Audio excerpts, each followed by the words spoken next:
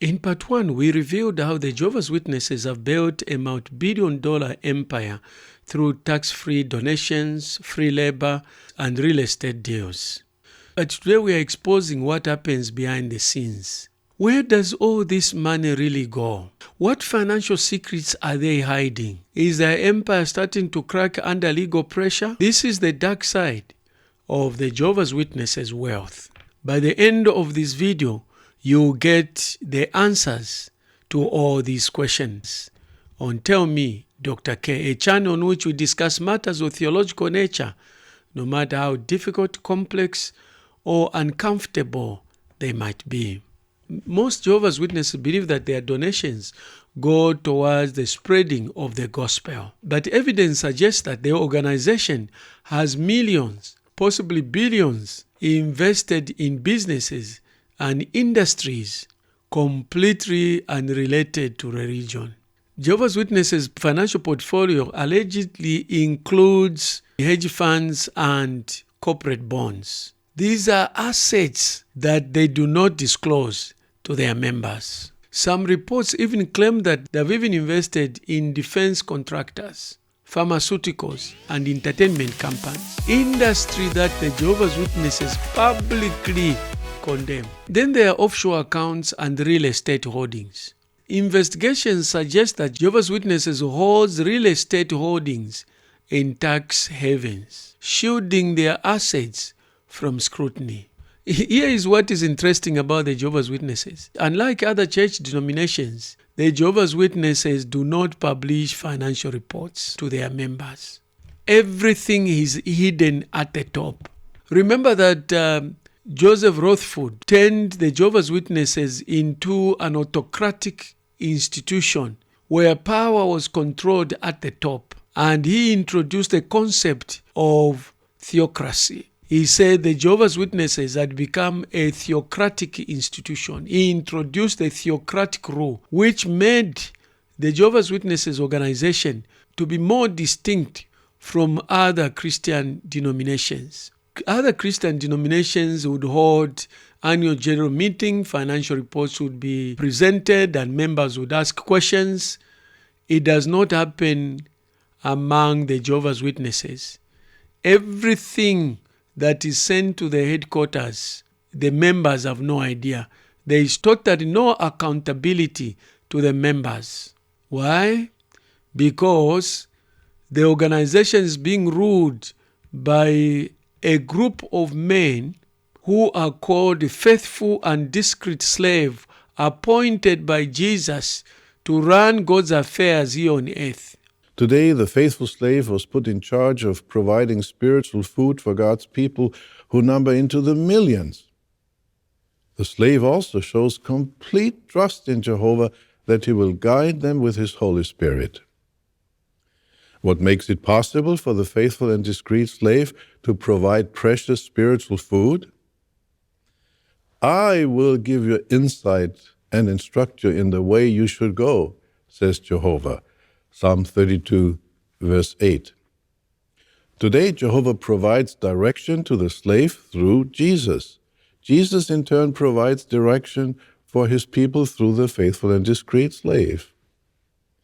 We can have, therefore, full confidence in the scriptural insight, understanding, and guidance. Moving money to avoid taxes. Some former insiders have claimed that when Jehovah's Witnesses anticipate legal trouble, they shift funds to overseas or into hard-to-trace investments. If you have so far driven benefit from this video, kindly like, subscribe, and smash the notice bell so that every time I upload a new video, you will receive a notification. Let's look at lawsuits and financial controversies. Jehovah's Witnesses are not just protecting their wealth, they are protecting their secrets also. And their biggest scandal? The hidden child abuse crisis. For decades, Jehovah's Witnesses have been accused for hiding child abuse allegations instead of reporting them to authorities. Then there is the secret internal database. It's been alleged that Jehovah's Witnesses have a secret database of alleged child sexual abuse perpetrators in tens of thousands. And when they were asked to surrender the database to the authorities, the Jehovah's Witnesses refused. The question is, why do they refuse to release a database of alleged child sexual abusers? It is because they are afraid that if the names of child abusers are known, they may be sued further, and this will lead to more financial lawsuits, and that might cost the organization a loss of a lot of money, in addition to legal fees that they will have to pay. Multiple victims have actually sued the Jehovah's Witness organization, leading to millions in settlements. But the Jehovah's Witnesses have continued to fight against transparency. And you know what happened was that when allegations came up, they decided to settle these allegations out of court. Probably pressured these family members to sign non-disclosure forms so that the amount paid is not known widely. Most likely they are afraid that the more people know about how much they settled, the more would want to sue the organization. Let's look at the legal strategy, how the Jehovah's Witnesses protects its money. They use 3 Ds: deny, delay, and defend. Jehovah's Witnesses lawyers aggressively fight lawsuits, dragging cases sometimes for years, avoiding payouts. Some ex-members claim that JW shuffles assets around so that victims can't collect damages, silencing whistleblowers. Former members who speak out against the organization face harassment, lawsuits, or excommunication. Now, the question we have to answer is, are there cracks in this financial empire? For decades, the Jehovah's Witnesses financial model relied on the steady stream of new recruits and royal donors. But what happens when people stop believing? Here's the challenge that Jehovah's Witnesses have at the moment. On one hand, they are recruiting fewer members. Baptisms have dropped globally. On the other, more members are actually leaving. There is no time in the history of the Jehovah's Witnesses organization that more members have left the organization than this period, leading to decline in donations. And the challenge is that as these members leave, they actually expose the secrets of the organization to the public. Now, what has been the consequences of this decline? Kingdom halls are being closed. Hundreds of kingdom halls have been merged or shut down altogether due to lack of attendance. When this happens, the Jehovah's Witness organization ends up selling those properties for millions of dollars, turning religion into real estate profit.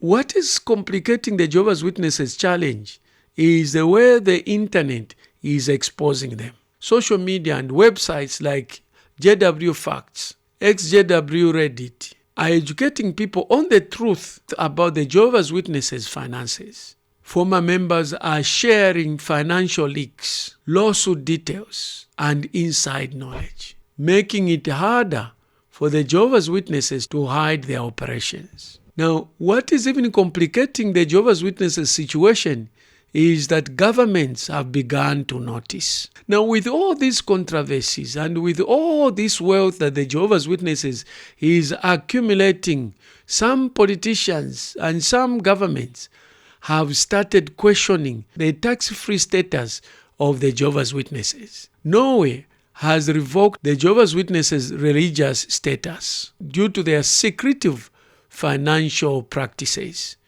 and shunning and many other issues. Lawsuits in the US, in the UK are actually pushing for more financial transparency in the organization. In some regions, the Jehovah's Witnesses may actually end up being forced to start paying taxes. And if this happens, it will shake this global financial empire. If you have so far driven benefit from this video, kindly like, subscribe, and smash the notice bell so that every time I upload a new video, you will receive a notification. Now, the question that we have to answer is, will the Jehovah's Witnesses empire collapse? The Jehovah's Witnesses have operated a secretive financial empire for more than a century. But can they survive this growing pressure? This means that if recruitment efforts continue to decline, it also entails that donations will also continue to decline equally. This money we might have, whatever amounts, depending on our own personal circumstances, we're happy to give to kingdom interests. So that's the first one. We make these donations because of our love for Jehovah. Now, the second one, this is interesting, a heart-searching principle found back in the Mosaic Law. Turn to Deuteronomy chapter 16, if you would, please. And Deuteronomy 16. And you'll see the connection. While this applied to the Jews at that time, you'll see how it applies to us in our day. We're going to read verse 16 and then verse 17 of Deuteronomy 16.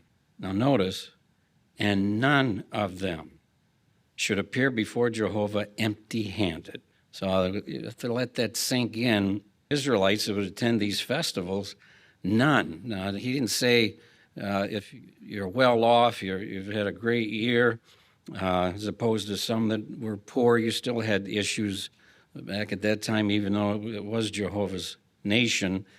But he said none should appear empty-handed. So that takes in all of us, whatever our circumstances are, whether at Bethel or in the field. Jehovah doesn't approve coming empty-handed. Now, without new members, the entire financial model would collapse. Remember that the Jehovah's Witnesses global empire relies on free labor, donations, and real estate dealings. The fewer the members, the fewer the donations. Now, the other challenge is that more lawsuits lead to more payouts. With millions in legal settlements, Jehovah's Witnesses may struggle to protect their wealth. The government could also force the Jehovah's Witnesses to release its financial records, and that would even disclose more hidden assets. The other thing is that social media is killing their control. Remember that the organization thrived on information control. They put a lead on the information, type of information that members had access to. The rank and file knew very little about this organization.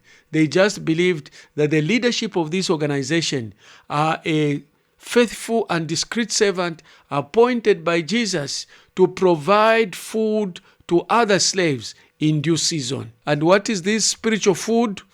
What is published in the Awake and Watchtower magazines, including the JW Broadcastings. Welcome to JW Broadcasting. This month marks 10 years since the first program debuted. This is the October 2024 edition of JW Broadcasting.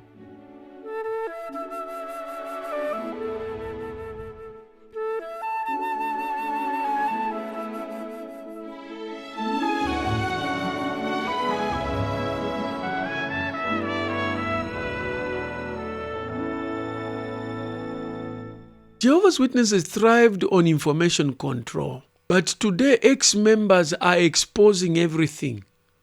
They are washing dead linen in public. It is all in the open.